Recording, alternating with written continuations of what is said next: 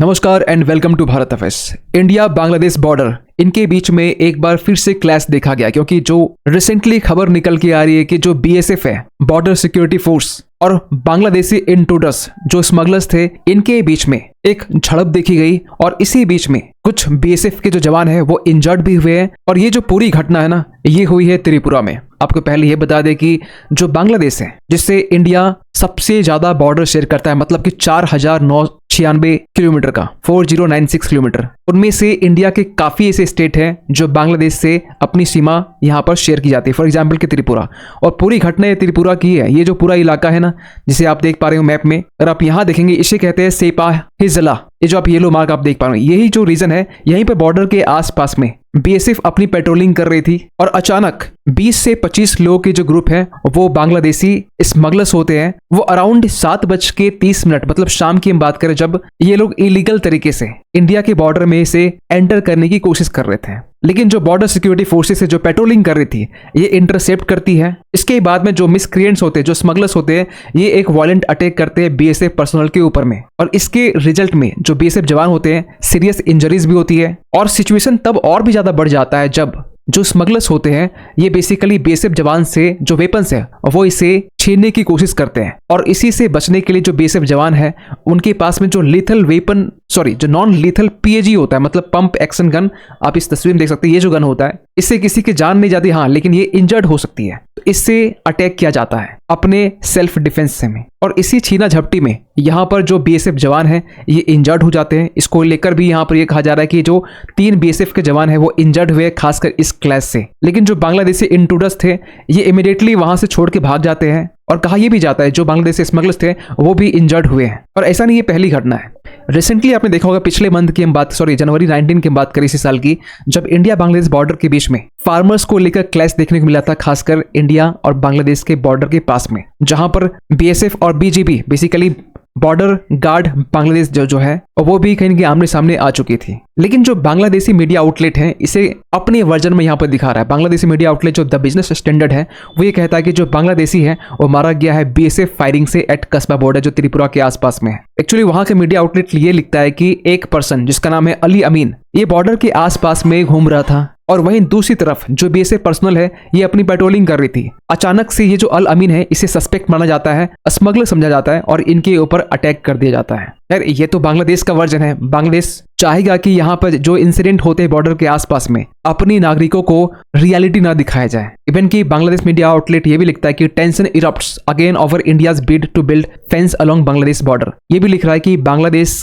के बॉर्डर के पास में इंडिया ने जब बॉर्डर फेंसिंग करना स्टार्ट करती है, उसी के बीच में टेंशन इरप्ट होता है दोनों देश के बीच में। और इसको लेकर जो बीजीबी चीफ है, बॉर्डर गार्ड जो बांग्लादेश है, इसके जो चीफ है मेजर जनरल अशरफुज जमान, ये तो ये वार्न कर देते हैं कि अगर इंडियन इंट्रूडर्स जो बेसिकली इलीगल तरीके से बांग्लादेश में एंटर करते हैं, उनके ऊपर भी अटैक हो सकता है। ऐसी कुछ धमकी दी गई बीजेपी चीफ की तरफ से, स्ट्रॉन्ग रिस्पांस किया जाएगा। ये बातें कौन कह रहा है? The daily star, the business standard जो मीडिया आउटलेट है बांग्लादेश का, वो भी ऐसी बातें कर रहा है। और आपको ये बता दें कि इंडिया बांग्लादेश बॉर्डर के बीच में वैसे 4096 किलोमीटर की जो बॉर्डर है, उनमें से 800 किलोमीटर की अब तक जो फेंसिंग है वो नहीं हुई है। इसको लेकर जो ऑफिशियल डेटा है मिनिस्ट्री ऑफ होम अफेयर्स की तरफ से जारी की गई थी, और इस कारण जो चैलेंजेस फेस करने पड़ रहे खासकर बीएसएफ को, और उसी का एक नतीजा है जो रिसेंटली यहाँ पे एक क्लैश देखा गया है। और आपको एक चीज और अपडेट करवा दे कि बांग्लादेश में जिस तरीके से शेख हसीना के इंडिया आने के बाद में मोहम्मद यूनुस की जो सरकार है, बांग्लादेश की जो पहले की जो पॉलिसीज थे, जितने भी यहाँ पर रूल्स रेगुलेशन थे,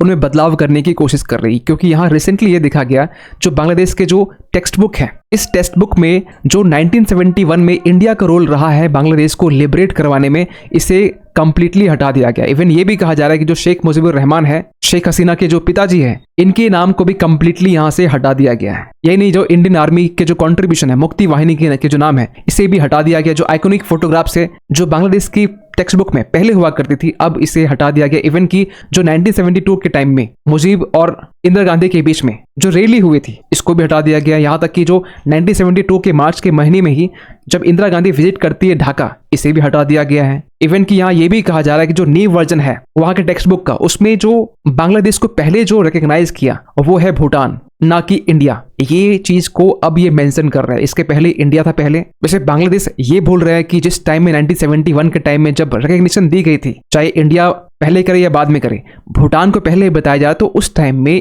भूटान की जो फॉरेन पॉलिसी है इंडिया के ऊपर काफी ज्यादा डिपेंडेंट थी। वो आज की बात अलग है कि आज के टाइम में भूटान की जो फॉरेन पॉलिसी है वो इंडिपेंडेंट है। यानी इस बुक में जो शेख हसीना का जो नाम है इसे भी कंप्लीटली रिमूव कर दिया गया और रिसेंटली जो अपराइजिंग हुआ इस चीज को भी मेंशन किया गया है। और जिस तरीके से यहाँ पर टेक्स्ट बुक पे छेड़खानी की जा रही है ये आगे आने वाले टाइम में इतनी आसानी से नहीं बदलने वाले। शेख हसीना तो ये भी कहते हैं कि हम बांग्लादेश में फिर से आने वाले जस्टिस फिर से होगा, लेकिन जो यहाँ टेक्स्ट बुक में यहाँ पर छेड़खानी की गई 57 एक्सपर्ट्स यहाँ पर कमीशन किए गए थे, जिसमें 441 जो टेक्स्ट बुक है, चाहे इसमें प्राइमरी हो, सेकेंडरी हो, हायर सेकेंडरी हो, इन टेक्स्ट बुक में यहाँ पर बदलाव किए गए, अमेंड किया गया है और 40 करोड़ न्यू बुक्स जो है वो प्रिंट किया गया है रिसेंटली। तो आगे आने वाले टाइम में ना जब यहाँ का जो बच्चा है, आज का जो बच्चा है, वो कल के दिन में प्राइमरी, सेकेंडरी और हायर सेकेंडरी पढ़ने के बाद में जब उनसे ये पूछा जाएगा कि बांग्लादेश को लिबरेट कैसे करवाया, क्योंकि ये उस टाइम में पाकिस्तान का हिस्सा हुआ करता था, ईस्ट पाकिस्तान और वेस्ट पाकिस्तान, इनके पास में उस टाइम में जवाब बिल्कुल नहीं होने वाला कि जिनसे ये आज के टाइम में फ्रेंडशिप कर रहे हैं, ये कह रहे हैं कि we are the two brothers, ये उस वक्त उन बच्चे के जबान में नहीं होगा कि ये कैसे लिबरेट करवाया गया, क्योंकि पाकिस्तान और बांग्लादेश के बीच में रिसेंटली यहाँ पर ये देखा जा रहा है कि दोनों के बीच में डिफेंस टाइज हो रहे हैं। जो बांग्लादेशी जनरल है वो पाकिस्तान आर्मी से मिल रहे हैं, तो इस बात का जो जवाब है ये एक क्वेश्चन मार्क रहने वाला है। और रिसेंटली यहाँ पर ये भी कहा गया, खासकर बांग्लादेश के जो आर्मी चीफ हैं, अगर उस जमाने ने ये भी कहा है कि जो हमारा देश है, जो मतलब जो बांग्लादेश है, वो रिस्क में है, क्योंकि जो अनार्की है वो अपने तरीके से बांग्लादेश को शेप कर रही है। और ये बातें इस कॉन्टेक्स्ट में बोली गई है जिस तरीके से यहाँ पर जो स्टेक होल्डर्स है, मतलब कि यहाँ की जो गवर्नमेंट है, जो अदर पॉलिटिकल पार्टीज है, फॉर एग्जांपल की शेख हसीना की जो पार्टी है, ये आपस में एक दूसरे के ऊपर में इल्जाम लगा रहे हैं। इवन कि जमात इस्लामी जो है ये आपस में ही लड़ रहे हैं और इसका फायदा उठा रहे हैं ऐसे ग्रुप्स जो बांग्लादेश को आगे रिस्क में लाने वाले हैं। यानी इस सब के बीच में ना यहाँ पर एक स्टूडेंट पॉलिटिक्स भी निकल के सामने आ रही है, क्योंकि यहाँ पर रिसेंटली ये हुआ है कि जो नाहिद इस्लाम है, जो रिस्पॉन्सिबल था शेख हसीना के अपराइजिंग को लेकर, रिसेंटली यहाँ पर ये इन्होंने कहा है कि जो बांग्लादेश है यहाँ पे एक न्यू पॉलिटिकल पार्टी बनाई जाए, क्योंकि यहाँ पर स्टूडेंट के हित के लिए कोई भी नहीं सोच रहा है। आपने ये भी चीज नोटिस की होगी कि रिसेंटली यहाँ पर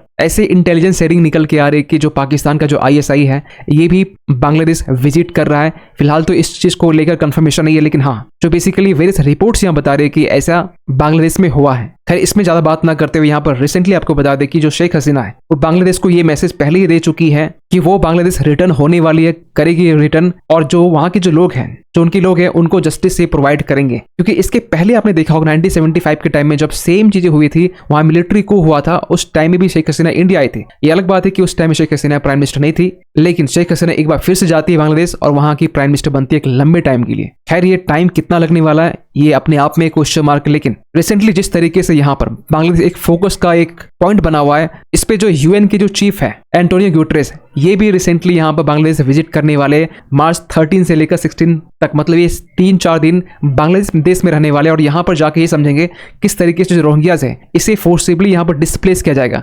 लेकिन इसमें यह मैटर दिखाई नहीं दे रहा है कि यहाँ पर जो माइनॉरिटीज है बांग्लादेश में, उनके साथ में किस तरीके से यहाँ पर एट्रोसिटीज हो रही है, फोर्सफुली इन्हें डिस्प्लेस करने के लिए मजबूर किया जा रहा है। इस पर बात करने को लेकर यहाँ पर चीजें सामने निकल के नहीं आ रही। खैर आप क्या सोचते हैं पूरे सब्जेक्ट को लेकर कमेंट कीजिएगा। और जाते जाते एक क्वेश्चन आप सभी के लिए, हाल ही में यहाँ पर 9th नेशनल समिट जो है वो पब्लिक हेल्थ केयर को लेकर ऑर्गेनाइज किया गया था। आपको बताना ये है कि ये कहाँ पर ऑर्गेनाइज किया गया था। आपके सामने ऑप्शन है उड़ीसा, महाराष्ट्र, तेलंगाना या फिर कर्नाटका।